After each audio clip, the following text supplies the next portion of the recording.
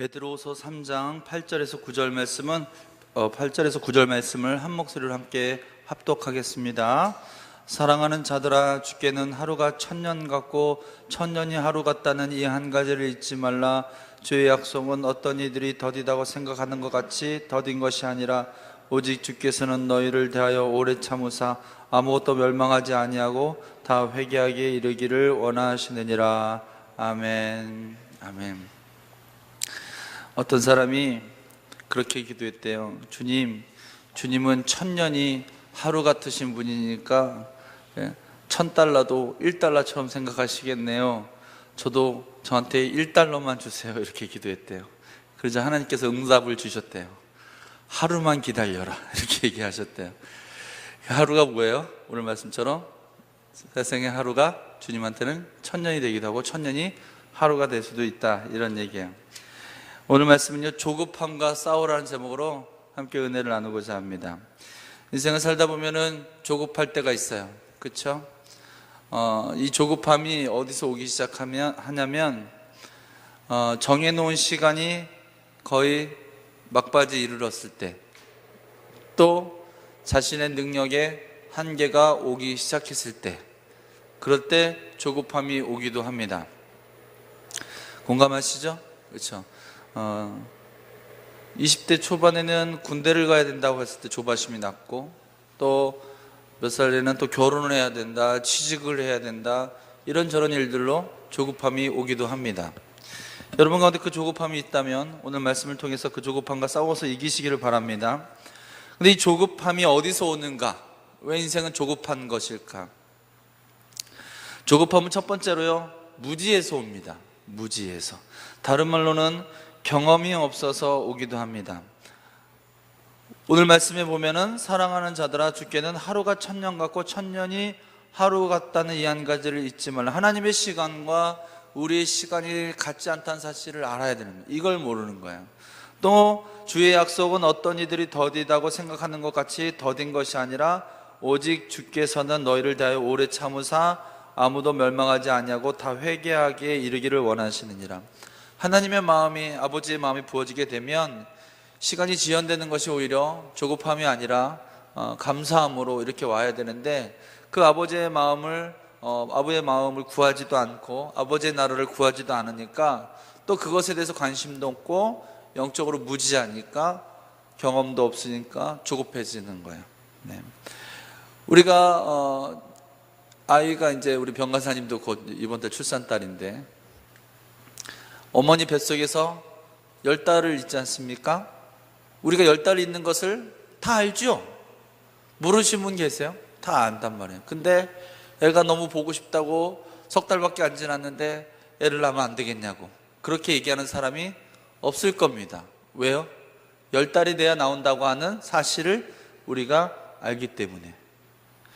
씨앗을 심었어요. 벽씨를 심습니다. 모를 심습니다. 그러면 9월, 10월, 11월이 돼야 그것을 가을 거지를 통해서 나달곡을, 우리가 벼알곡을 먹을 수가 있어요.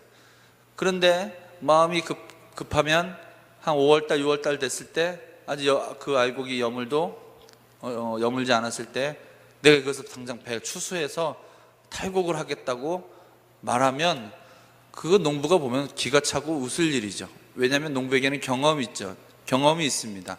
때가 돼야 거둘 수 있다. 오늘 우리를 향한 하나님의 계획과 뜻이 있다고 하면, 우리가 그것에 대해서 무지하기 때문에, 경험이 없기 때문에, 우리 인생 전체에서 통찰하고 우리 자신에 대해서 깊이 묵상하거나 통찰해보지 않았기 때문에, 그런 무지에서 조급함이 올 수도 있다는 거예요. 때로는 인생이 말이죠, 그 조급함 때문에 많이 돌아가거나 혹은 실패하는 경우를 많이 보게 됩니다. 마치 밥이 다 익었으면 뜸을 들이는 시간이 또 필요한데, 그 뜸을 잘못 들여서 기다리지 못해서 맛있게 잘 준비된 밥을 망치게 되는, 국을 망치게 되는, 요리를 망치게 되는 경험에서 오게 되는 거죠. 그래서 우리는 조급함과 싸우기 위해서 말씀의 충만함이 있기를 주의 이름으로 축원합니다. 그리고 그 마음 가운데 아버지 하나님의 마음이 부어지기를 날마다 구하시고 기도하기를 축원합니다. 사울이 이제 블레셋과 전투를 하는데 사무엘이 와서 예배를 드려야, 제사를 드려야 당시에는 전쟁을 할 수가 있었어요. 그것은 이 사무엘 선지자의 고유 권한이었어요. 하나님이 오직 이 선지자를 통하여 예배를 드리고 난 다음에 그 다음에 전투에 나가도록 하셨어요. 사울도 그 사실을 너무나 잘 알고 있었을 거예요. 그런데 사울이 예배를 드리는 것이 그것이 율법으로서만 아는 것이었지 표면적으로만 아는 거였지 왜 꼭 그렇게 해야 되는지는 잘 알지 못했어요. 그래서 나중에 사무엘이 왔을 때 사울이 이미 자기가 왕인 자신이 해서는 안 될 제사를 자기가 드려버린 거예요. 사무엘이 책망하자 사울이 핑계를 댑니다. 전쟁은 곧 일어날 거고 적은 코앞에 왔는데 당신은 늦게 오지 않았습니까? 그래서 내가 했습니다. 이것이 무엇이 문제입니까? 피치 못할 상황이었습니다. 그는 율법적인 절차에 대해서는 알고 있었지만 사실 왜 그렇게 해야 되는지 하나님의 계획과 하나님의 뜻에 대해서는 관심이 없었다고 하는 것입니다. 오늘 우리의 삶 가운데 이런 무지가 우리의 인생에 굉장히 노력하고 투자한 것에 대해서 한순간에 그것을 수포로 만들 수 있다는 사실도 기억해야 돼요. 그래서 하나님 앞에 늘 기도 가운데 말씀 가운데 강한 통찰력을 주시옵소서. 전체를 조망할 수 있는, 주님은 알파와 오메가 되시고 처음과 나중 되시는 분이십니다. 아멘. 그런 지혜가 우리에게 있기를 기도하시기를 축원합니다. 두 번째는 우리가 조급한 이유가요, 욕심 때문입니다. 욕심 때문에. 야고보서 1장 14절 말씀에 오직 각 사람이 시험을 받는 것은 자기 욕심에 끌려 미혹됨이니라고 얘기했어요. 어떤 사람이 있었어요. 그 사람에게는 아주 기가 막힌 오리가 있었어요. 그 오리는 황금 달걀을 낳아요. 이런 이소부안가 아무튼 전래동안가 여러분 들어보셨죠? 황금암을 낳는데 이 사람이 살짝 무식해요. 어리숙해요.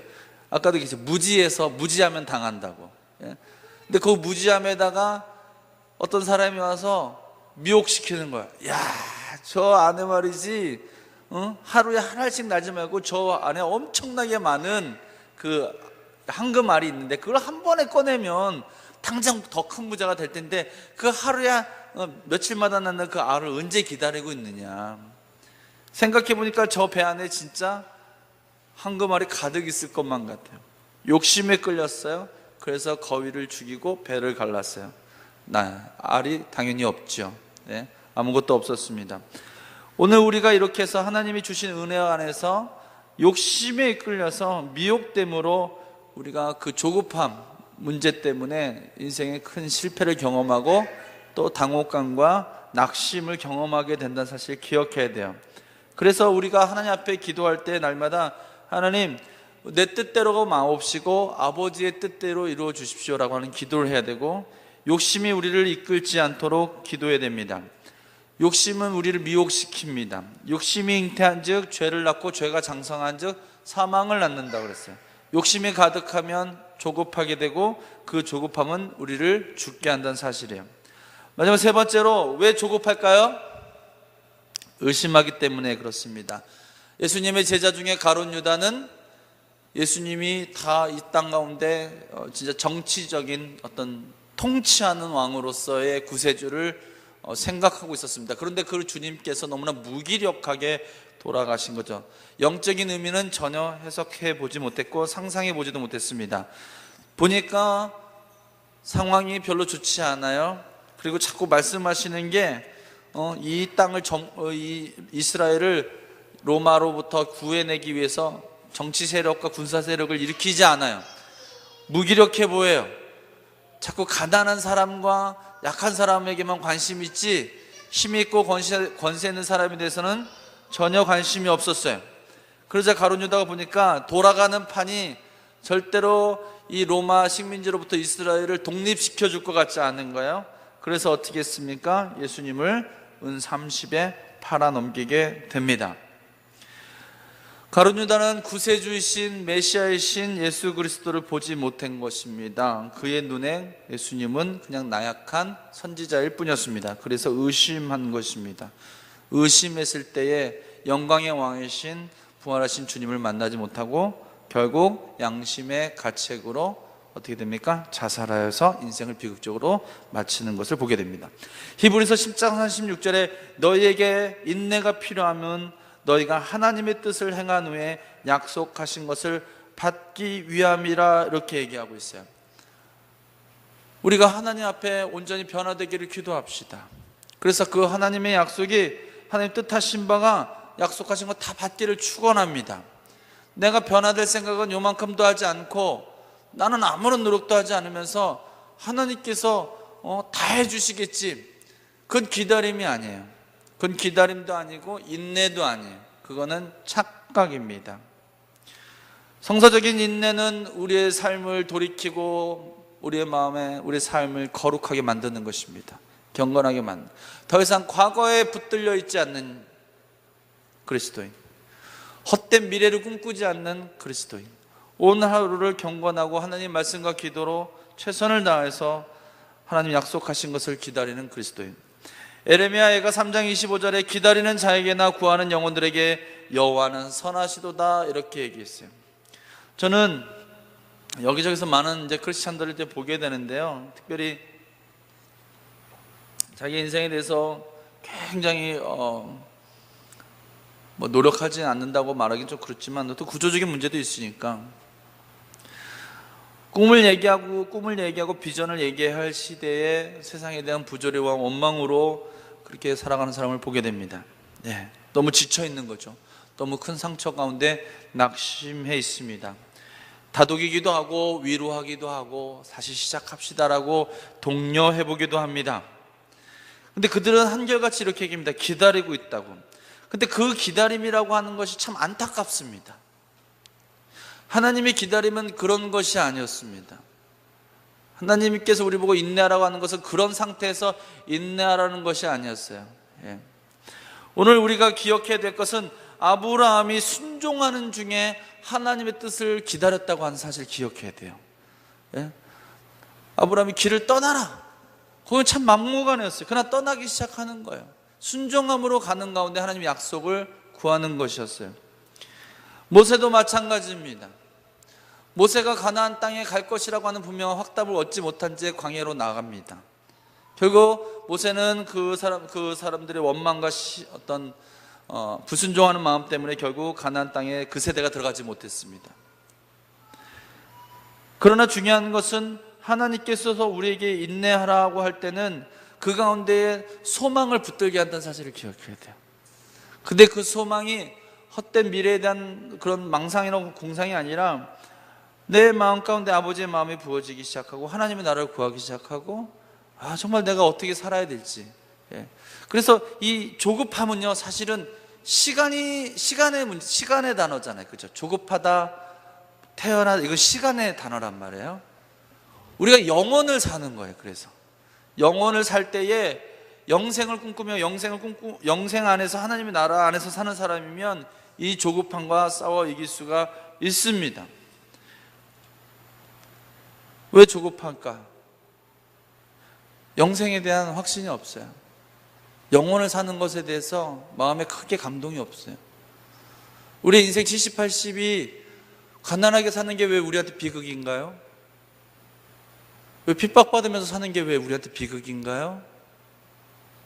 우리 영생에 대한 개념이 없기 때문에. 여러분, 영원한 삶에 대해서, 이터널 라이프에 대한 영원한 하나님의 나라에 대해서, 그렇다고 우리가 영원한 하나님의 나라를 생각해서 오늘 하루를, 오늘 하늘을 막 살라는 얘기가 아니에요. 오늘의 삶은 영원한 하나님의 나라와 이어져 있다는 사실이에요. 이어져 있고 그 삶 가운데 나는 오늘 내게 허락하신 삶을 충실히 잘 살면 되는 거. 기도합시다. 기도하면서 조급해지지 않도록 기도합시다. 음악 준비해 주세요. 조급해지지 않도록 기도하고, 우리 영혼을 사는 사람답게, 영생의 소망이 있는 사람답게 그렇게 기도하며 살아갑시다. 우리의 인생이 우리 뜻대로 되지 않는다고 해서 그것은 우리가 실패를 말하는 것이 아니에요. 우리가 정말 지켜야 될 건 뭐예요? 우리 안에 있는 예수 그리스도. 아멘. 그리고 아버지께서 주신 사명, 그것만 잘해도 돼요. 그리고 오늘 우리의 삶에 우리에게 주어진 많은 책임 있는 것들을 말씀과 기도 안에서 성실하게 하는 것, 승리하는 것, 사랑하는 것, 섬기는 것, 땀 흘리는 것, 게으르지 않을 것, 거짓말하지 않고, 축복하며 격려하며 살기를 여러분 축원합니다. 기도합시다.